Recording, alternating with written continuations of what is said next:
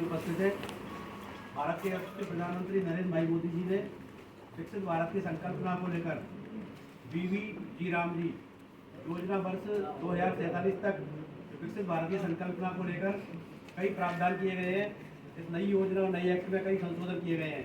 इसके बारे में आज हमारे जिले के प्रभारी मंत्री माननीय राकेश शुक्ला जी, हमारे जिले के जिलाधीश अर्पित वर्मा जी और हमारी भारतीय जनता पार्टी के समस्त वरिष्ठ नेतृत्व उपस्थित है।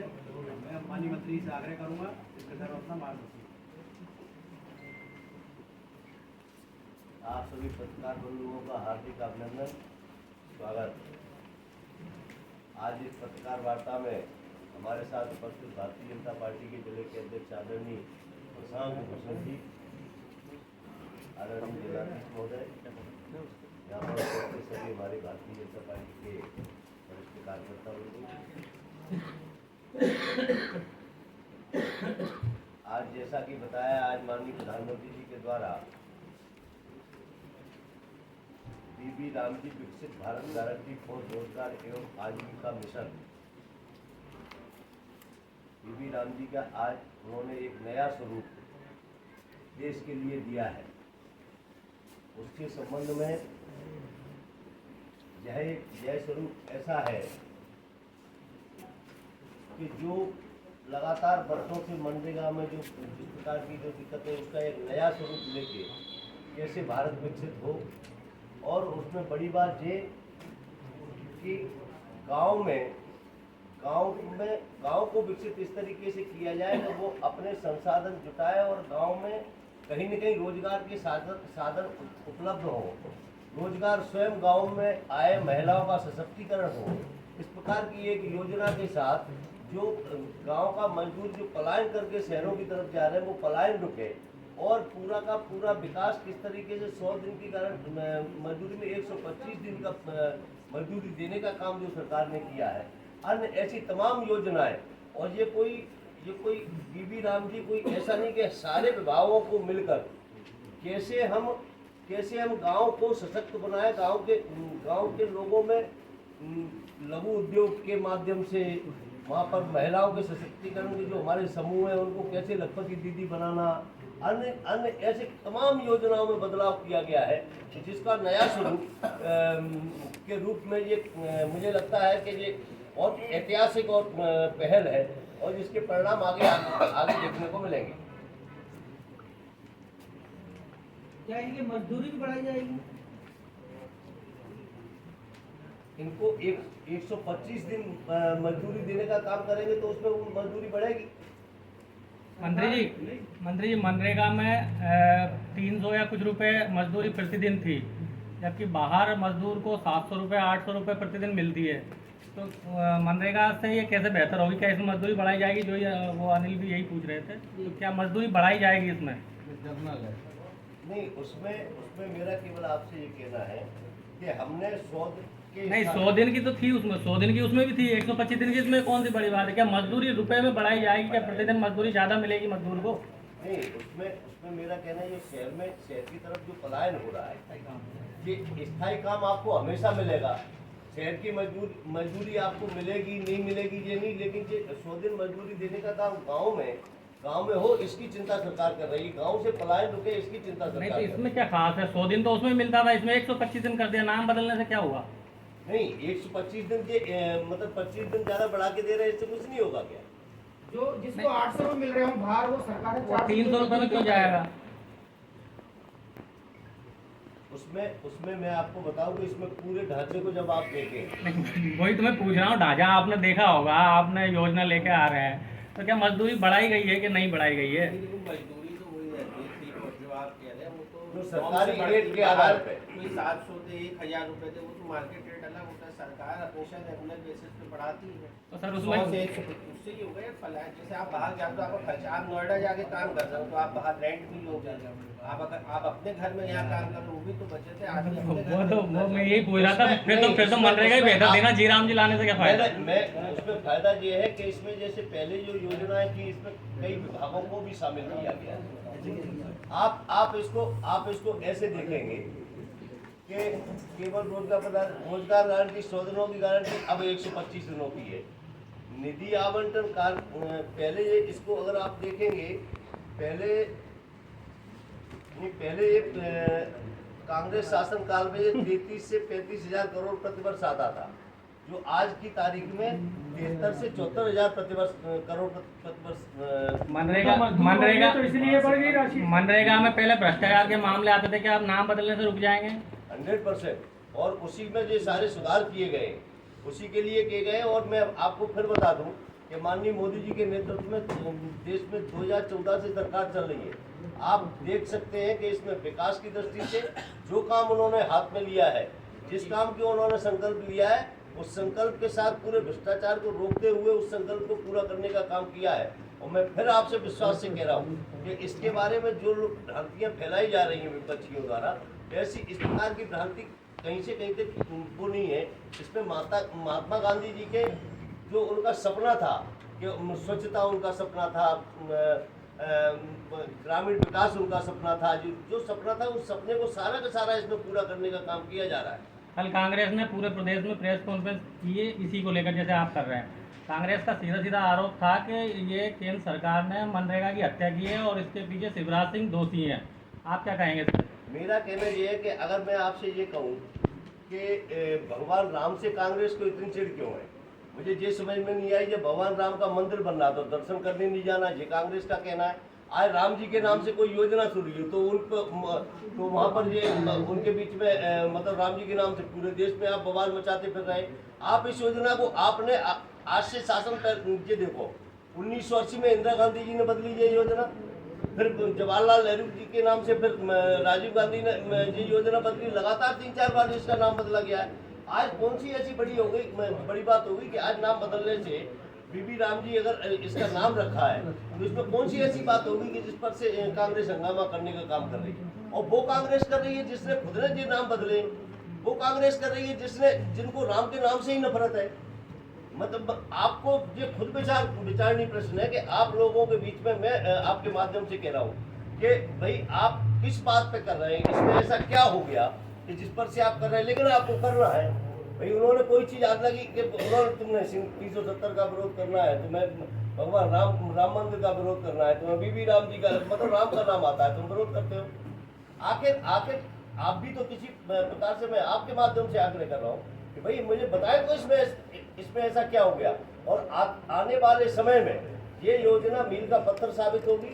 माननीय मोदी जी के नेतृत्व में केंद्र में और माननीय मुख्यमंत्री मोहन यादव जी के नेतृत्व में मध्य प्रदेश में इस बीबी राम जी की योजना का कीर्तिमान स्थापित करेगी। ये पर निवेदन है मेरा। एक बात चर्चा करते हैं कि आप स्पोर्ट गेम के नाम से भी गांधी परिवार को जोड़ रहे हैं कि वो गांधी परिवार के नाम को भी हटाएंगे, क्योंकि राजीव गांधी के नाम से एक अवार्ड है स्पोर्ट में, और उसमें आपने उल्लेख किया है एक कॉलम में कि राजीव गांधी क्रिकेट भी या हॉकी कोई सा गेम नहीं खेलते थे, स्पोर्ट में इंटरेस्ट नहीं रखते थे, उनका नाम बदला जाएगा। आपने गुजरात में एक स्टेडियम का नाम नरेंद्र मोदी रखा है, नरेंद्र मोदी खेलते कोई सा गेम?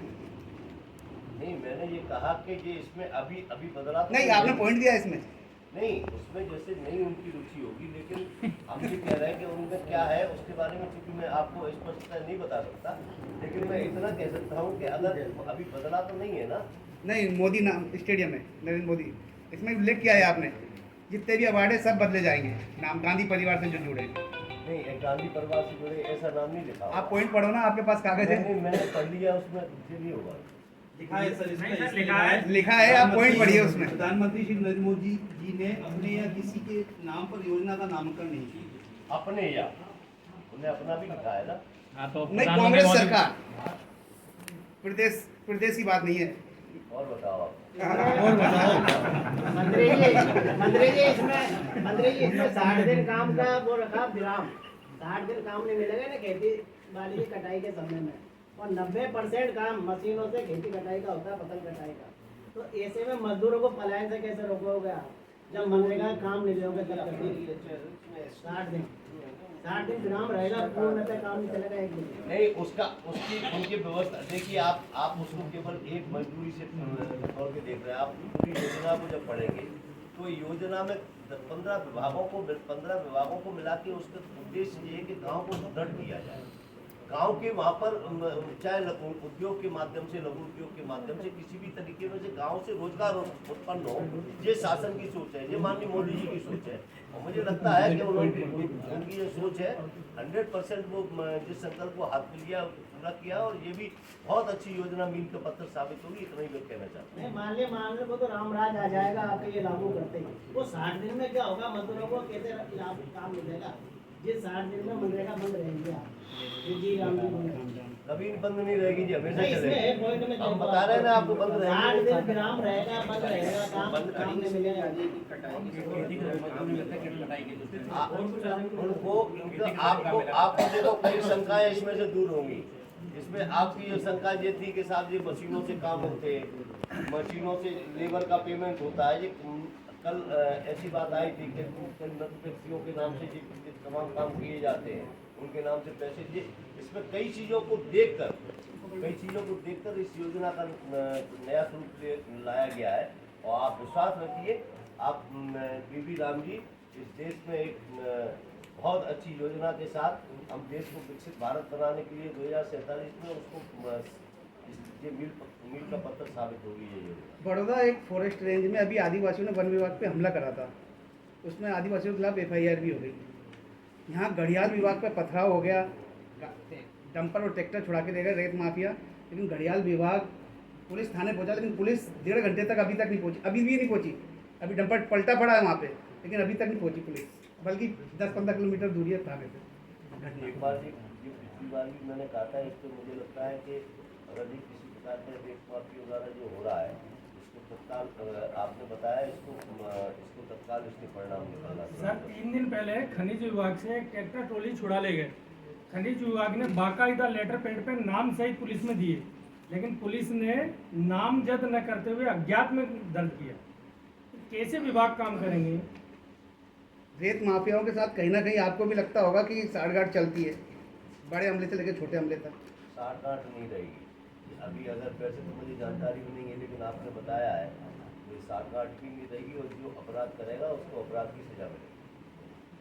इसमें जो 60 दिन का जो बीबी राम जी बोलो।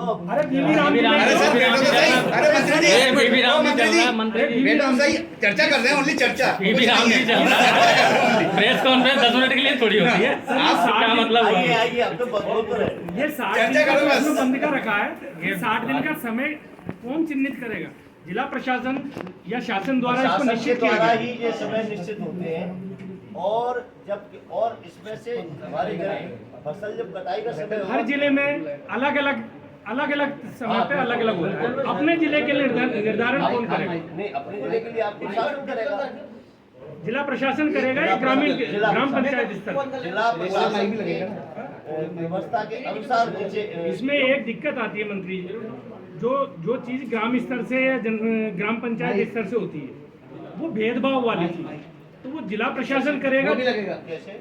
जिनको जो अपनी सहूलियत के हिसाब से यदि वो छुट्टियों के दिन तय कर देंगे, 60 दिन का जो अवकाश कर रहा है, इसमें एक और ये भी है कि राज्य अपनी व्यवस्था के अनुरूप अगर इसमें किसी प्रकार का ये ऐसा बदलाव जैसे जो आप बता रहे हैं, ये राज्य सरकार को अधिकार रहेंगे, और ये राज्य सरकार के माध्यम से नीचे हमारे अधिकारियों पे सब रहेंगे, उनके माध्यम से ये होगा। जिला प्रशासन स्तर पे होगा तो ठीक रहेगा। यदि ग्राम स्तर पे होगा तो ये व्यवस्था बिगड़ेगी 60 दिन वाली। नहीं, वो तो जिला प्रशासन से ही जाएगा।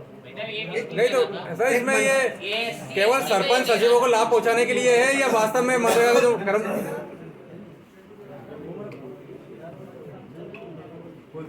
मंत्री जी ये जो आपके पास अगर मैं आप बीच में रोक रहा हूँ, मेरी आपके पास अगर कोई जानकारी है तो मुझे ये इसके बारे में मुझे देना, जो भी आपके पास है मुझे देना। एक चीज पूछना चाह रहा हूँ मंत्री जी मैं, कि अभी कलेक्टर साहब धुआंधार पोजीशन पे हैं, परफॉर्मेंस में है कोलोनाइजरों पर। नोटिस भी दिया है 1 महीने का अभी कार्रवाई के बाद। अब कोलोनाइजर 31 होकर कह रहे हैं, जब नोटिस दे दिया तो उसके बाद कलेक्टर साहब ने फिर कैसे चला दिया बुलडोजर? नोटिस का जवाब आने से पहले बुलडोजर चला दिया है। चलाया गया सरकारी जमीन आप बताएंगे ना? नहीं मेरा सुन तो लीजिए आप। कलेक्टर साहब ने कार्रवाई के बाद नोटिस दिए सर। आप कलेक्टर साहब बैठे हो, आप उनसे तो मंत्री जी आप भी तो हो तो गई, मैं सुन रहा हूँ ना, हाँ। आप पूछो ना उनसे। तो नोटिस दे दिया 1 महीने के लिए कि समय है आपके पास। अगर ये नोटिस पहले दे दिया जाता तो जो कॉलोनाइजर है वो अपने दस्तावेज कहीं ना कहीं पूरा करते। आपने एक बात नहीं सुनी जी आप ये कहो कि वो सरकारी जमीन नहीं है जिसको वो खाली कराया गया। बच्चे बोलो आप तो कि वो सरकारी नहीं नहीं नहीं, मैं तो कह रहा हूँ कलेक्टर साहब को उन कॉलोनाइजरों के साथ साथ जो डाइवर्सन करने वाले अधिकारी उनको भी आरोपी बनाना था, 100% में आप, लेकिन मैं क्योंकि वो सरकारी जमीन पे नहीं बना, उनको डाइवर्सन करके सामान्य जमीन बना के दी गई है। क्या सर? नहीं मैं बात नहीं कर रहा। देखो सर क्या होता है, जिस कॉलोनी में हमने मकान बना लिया, अब उसका रास्ता अगर आप तोड़ दोगे